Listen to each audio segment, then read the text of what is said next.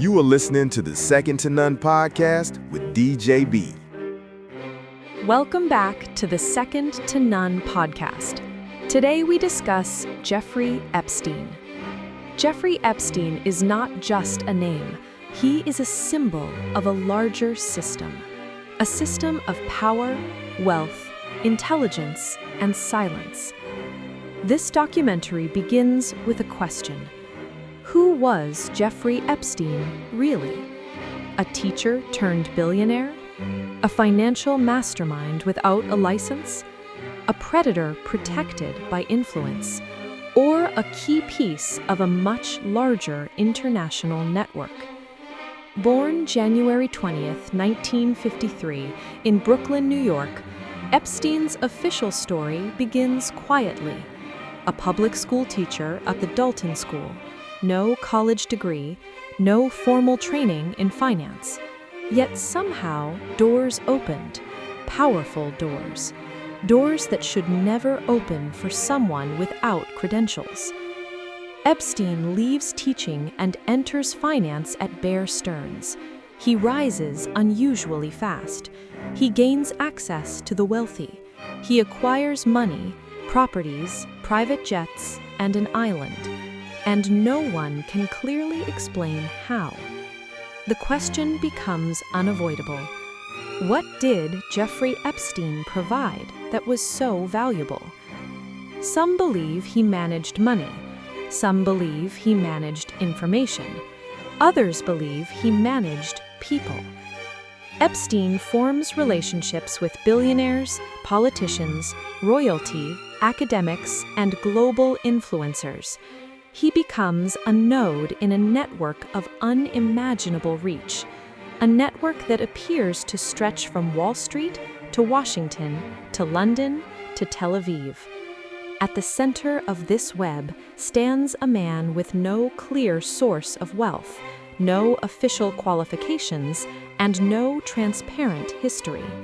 A man who moved with the confidence of someone protected. Then comes the darker layer. Allegations of trafficking, testimonies of victims, private flights, a private island, young women recruited, coerced, and traded. A system that should have been stopped long before it began. But it wasn't. In 2008, Epstein receives a plea deal that defies belief, a non-prosecution agreement, an arrangement so unusual that experts question if he was being shielded. Some investigators and journalists propose a theory, not as fact, but as a possibility. A possibility that Jeffrey Epstein may have been providing something governments found more valuable than justice: information, compromising material, access to elites, a conduit for intelligence. These questions are not proof. They are patterns that demand answers. Epstein is arrested again in 2019. He is placed in federal custody. And then, suddenly, the story ends. Or does it? On August 10, 2019, Epstein is found unresponsive in his cell at the Metropolitan Correctional Center. The official ruling, suicide. The public reaction, disbelief. Multiple cameras malfunctioned. Guards fell asleep and falsified reports. Neck fractures some experts claim are rare in suicide by hanging. A body that was never viewed publicly by the people demanding proof. And a system that closed the case with astonishing speed. Here is where speculation begins, not as conclusions, but as questions that must be asked. Is it possible that Jeffrey Epstein did not die in that cell? Is it possible that he was extracted, not eliminated? Is it possible that people with power, influence, and international reach saw more value in keeping him alive than letting him speak or letting him die? If Epstein was connected to intelligence networks, foreign or domestic, would he be allowed to simply vanish? If he held compromising information on powerful individuals, would he be permitted to face trial? Or would removing him from public view be the most calculated outcome? This documentary does not claim that Epstein is alive. This documentary asks if we can be certain that he is dead. Because what matters most is not Epstein himself. It is the system that surrounded him, the network that protected him, the network that benefited from him, and the network that collapsed the moment he was gone. Whether Epstein is dead or alive is only part of the mystery. The deeper truth is this: Epstein's story exposes a structure of power that operates above the law, a structure that spans governments, intelligence agencies, corporations, and global elites, a structure built on silence, favors, and secrets. This is not a story of one man. This is a story of a network that most people were never meant to see. And so we ask again, who was Jeffrey Epstein? A financier? A criminal? An asset? Or a disappearance? This documentary does not offer certainty. It offers the one thing the public has been denied: questions, and the right to ask them. Jeffrey Epstein's life intersected with power in ways that defy coincidence. His closest associate, Ghislaine Maxwell, was the daughter of Robert Maxwell. Robert Maxwell was not just a media tycoon. He was a verified intelligence asset, linked to Mossad, linked to MI6, linked to global intelligence operations. Jeffrey Epstein did not enter the world of espionage directly, at least not publicly. But the doorway may have been opened through Ghislaine, a doorway that leads into the shadows of international intelligence. Throughout the 1980s and 1990s, Epstein travels frequently, globally, consistently, inconsistently traced. He is seen meeting political figures, scientific institutions, and foreign power brokers, not as a businessman, but as someone with influence that cannot be explained by his resume. Former federal officials, unnamed in public reports, have suggested that Epstein may have been what intelligence agencies call a cutout, a civilian intermediary, someone who conducts sensitive work without being officially tied to any agency. Plausible deniability in human form. This does not prove Epstein was an operative, but it raises a question. If you were an intelligence agency, what would be more valuable, a brilliant agent or a compromised billionaire with access to presidents, prime ministers, royalty, governors, senators, diplomats, corporate giants, global influencers? Photographs, logs, and public records show Epstein at the highest levels of government and finance. Bill Clinton, Donald Trump, Prince Andrew, Ehud Barak, Bill Richardson, Alan Dershowitz. The list stretches across political parties, countries, ideologies, and governments. This documentary does not accuse those individuals of crimes. It highlights their proximity to a man whose operations were allegedly criminal. In Washington, access is currency, but with Epstein, access may have been something more: a pipeline, a recruitment system, a compromise network. Some speculate that Epstein's homes were not simply residences. They may have been theaters of influence, rooms with cameras, conversations recorded, secrets stored. If this is true, Epstein did not just socialize with power. He collected it, he harvested it, and he weaponized it. But again, these are questions the public has the right to ask.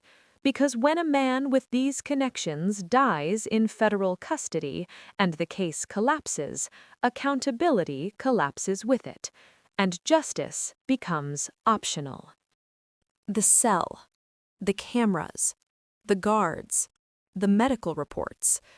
If a Hollywood screenwriter submitted this as a script, they would be told it was too unrealistic, too convenient, too obvious. 2 cameras fail simultaneously. Guards with spotless records fall asleep. Records are falsified. Neck fractures experts debate. A high-profile prisoner left alone against protocol after a previous incident. Then, silence. No public viewing, no independent confirmation, no transparent medical chain of custody. Officially, the case is closed. Unofficially, the world remains unconvinced. There are 3 possibilities.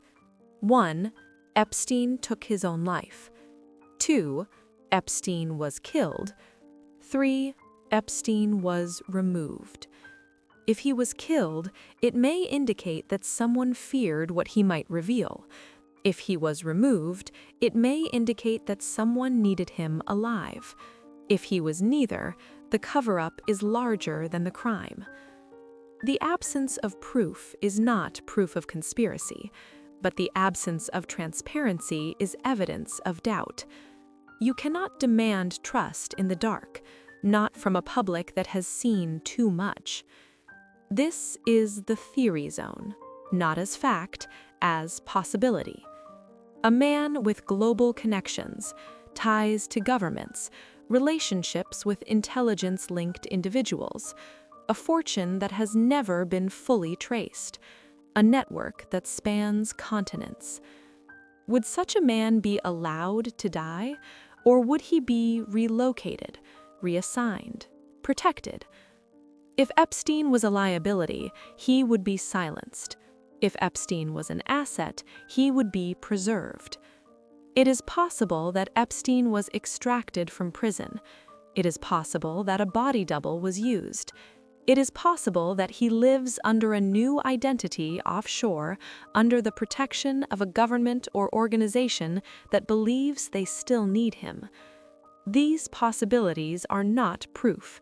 They are the consequence of unanswered questions, a logical response to illogical events. When the system breaks its own rules, the public begins to question the system. This documentary does not claim that Epstein is alive. This documentary claims that the truth has not been proven. And in the absence of proof, belief becomes survival. Jeffrey Epstein may be dead. Jeffrey Epstein may be alive. Jeffrey Epstein may be a chapter of history, or a footnote of an operation still ongoing. But the core of this documentary is not Jeffrey Epstein. It is the system that enabled him, a system that protects the powerful, a system that obscures the truth, a system that survives by convincing you not to question it. This film does not ask you to believe, it asks you to think. Because questioning corruption is not conspiracy, it is citizenship. And silence is no longer an option. Jeffrey Epstein's private island, Little St. James, is more than a location. It is the centerpiece of a mystery. Purchased in 1998 in the U.S. Virgin Islands, this island becomes a sanctuary, a fortress, and a stage. A place isolated by water, protected by wealth, and shielded by influence. A place where visitors arrived by jet, helicopter, or private yacht. A place without oversight. Witness accounts describe strange staffing patterns, unexplained security levels, and a lifestyle where pleasure, secrecy, and power existed without consequence. Architectural blueprints reveal hidden rooms and restricted structures. A mysterious blue and white temple-like building sits at the highest point of the island, officially explained as a music room, Unofficially, it invites darker interpretations. Visitors reported armed guards, unmarked vehicles, staff instructed not to speak, employees hired internationally, rotated frequently, and managed through contracts with silence built into their foundation. This chapter is not about what happened on the island. It is about the island itself, an environment engineered to protect its owner. The island represents the limits of the law, where borders blur, where money erases jurisdiction, where secrets become geography. Little St. James is not a crime scene. It is the physical embodiment of power without accountability. Jeffrey Epstein's wealth is a riddle. He owned mansions, penthouses, aircraft, cars, art collections, private islands, and ranches. He donated to universities. He funded scientists. He backed research projects. But where did the money come from? No public records show a financial company of scale. No trading licenses. No verifiable investment portfolio. No documented client list beyond a few names. Even the IRS, legally obligated to track financial systems, offers no clear lineage. Epstein's money appears, moves, and multiplies without traceable origin. Two possibilities arise. One, Epstein was a financial genius operating off the traditional record. Two, Epstein was a conduit, a handler of funds on behalf of individuals or agencies who required discretion in exchange for service. If Epstein was a financial ghost, how did he enter the system? Who approved the accounts? Who vouched for Epstein? Who cleared the transfers? Banks do not allow invisible billions, unless someone more powerful than a banker approves the illusion. In the world of intelligence and black operations, funds move through unofficial channels. Money becomes a tool, and people become investments. This chapter does not answer the question. It makes the question impossible to ignore. Jeffrey Epstein invested in scientists. Not small labs, not simple research. He pursued frontier technology. Genetics, neuroscience, artificial intelligence, transhumanism. Projects so advanced they border on the philosophical. Reports claim Epstein wanted to seed his DNA into women, to create a network of offspring, a human legacy experiment. This claim is bizarre until viewed through Epstein's pattern of influence. Power, control, ownership, not of land or businesses, but of people. Epstein's funding landed him access to research institutions, Harvard, MIT, elite laboratories. He was not a scientist, he was an investor in the future. Why would a man without credentials invest in science that shapes humanity itself? Curiosity? Ego? Or did someone else require his involvement? If intelligence agencies used Epstein for influence, did they also use him for futures, for research access, for intellectual property, for recruitment of scientists? When science becomes a weapon, the person financing it becomes a strategist. This chapter asks a question. Was Epstein trying to control the future, or was someone using Epstein to steer it? For decades, the press barely touched his story. This was not ignorance. This was control. Articles were drafted, then buried. Reporters investigated, then backed away. Networks recorded testimony, then withheld broadcasts. The story flickered like static, present but unspoken. Was the silence accidental, or was it structured? Editors receive pressure. Newsrooms have corporate parents. Corporate parents have interests. Interests require protection. Epstein knew too many people in positions too powerful to expose. If prosecutors hesitated, would journalists risk their careers? If billionaires were involved, would networks risk their advertisers? If governments were connected, would media risk its access? Silence is not absence. Silence is strategy. This chapter asks whether the media failed the public, or whether the system instructed the media to remain silent. The Epstein case exposes a framework where the wealthy do not face justice, where the powerful do not answer questions, where the law bends, breaks, or simply dissolves. This system is not new. It is simply visible now.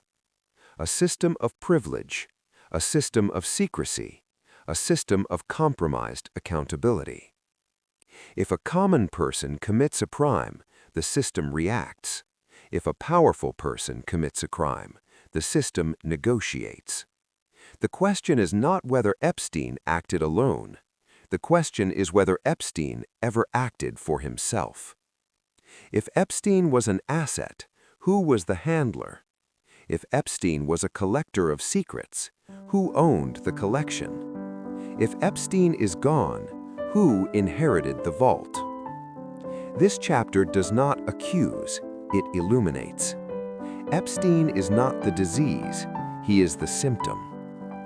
Epstein is gone, or is he still here?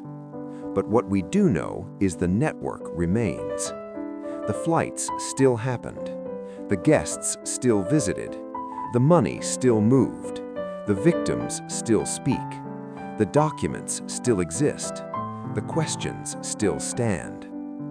If Epstein is dead, the system continues. If Epstein is alive, the system continues. Because Epstein was not the source of the power, he was the instrument.